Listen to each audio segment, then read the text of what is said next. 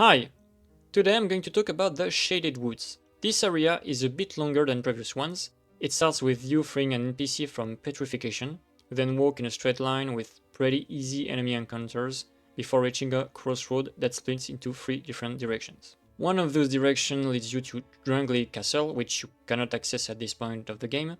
The other leads to Aldia's Keep, same story, you can't go there yet. And the last one leads you to the only accessible area in early game, which is a forest shrouded by fog and filled with invisible crossbow bandits that love to backstab you, cause it's easy and deals a lot of damage. So this is the first challenging parts of the Shaded Woods. It's not very long and it can be quite tricky at first. Hitting the trees to draw the attention of the bandits and then killing them was pretty funny. Was alright, but it's not anything exceptional. And I already said that about Dark Souls 2 in previous videos, but it's always what it feels like. It's good, it's not bad, but it's nothing exceptional. And this area is no exception. Additionally, you can hug the left wall and you can just pass the area entirely. If you want to scavenge every items, you'll need to go back in the area and kill a lot of crossbow guys, which is also a flaw in my opinion. Like, the area is cool, a forest shrouded by fog with trees that talk is great, but having only one type of enemies here kinda breaks the atmosphere, like it's always the same guy. And also, a bandit that is invisible is a cool idea, but having to fight an enemy that would be more eerie or ethereal in this area would make the atmosphere much better in my opinion. Then you reach the second part of the area, where you will fight minotaurs, where your health will be reduced by cursed jars, and where you will then fight Najka. No more fog, just a bunch of jars and minotaurs. Most of the minotaurs are petrified. You can use fragrant branch of yours to make them wake up. Each of them it's really hard, but they're kinda slow, so take your time and it's gonna be fine. There's still a bunch of stealthy crossbow wielder, but here it's easier to see them. Now, I didn't fight any of those enemies too hard to deal with individually. They still provided a challenge, slightly harder than previous areas, but it's cool. I love this area, I mean the second part. The first part of the area is cool, but it's nothing impressive. Here, the atmosphere is much better in my opinion. I just wish it was longer. There's also a small trap where you fall through a hole in the floor and you fight a bunch of basilisks, which are kung fu pros, by the way. I don't know why. I don't know why the basilisks in Dark Souls 2 are kung fu pros. That's why. I mean, why not? I guess. Now, if this area was to be remade, I would make both the foggy part and the cursed jar part longer, and I would try to make it harder to navigate. Like the first area, as I said, you can just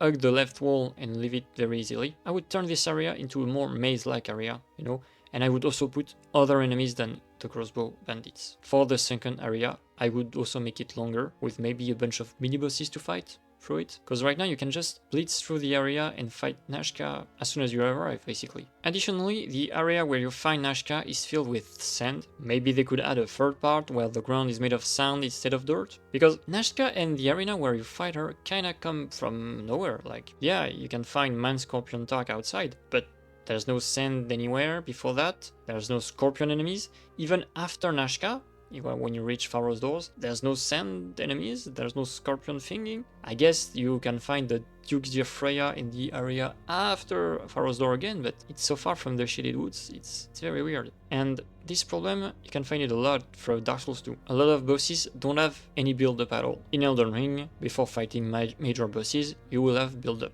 You have cutscenes, you have cool cutscene transitions. For phase 2, you have cool second phase. In Dark Souls 2, a lot of bosses don't have any second phase, or no cutscene, or they come out of nowhere. Like, before entering Najka's arena, you have no idea you're going to fight her. And for the rest of the game, apart from like the Duke's Deer Freya and maybe the Pursuer, you have no clue that you're going to fight those things. You discover the bosses when you enter the area. It's a complete surprise. And it's not a problem to have some bosses like this, but when it's the case for the entire game, well, you have no excitement before the bosses. And what makes a really good boss is, of course, you need a good moveset, good design, it feels good if you fight him, great music, maybe a bunch of cutscenes for the atmosphere. That is good, but if there is no build-up, no excitement before fighting the boss, well, it's not as good as a boss that has that. And it's even worse when the boss feels misplaced, as it is the case for Najka here. No sand area before fighting her, no scorpion enemies, it comes out of nowhere. Now, the boss itself is good, Najka is good, she has interesting mechanics. She switches between magic and close range attacks, and she has a mechanic where she can go under the ground, and you have a stone platform you can stand on to escape it, which makes the fight slightly too easy in my opinion, and it also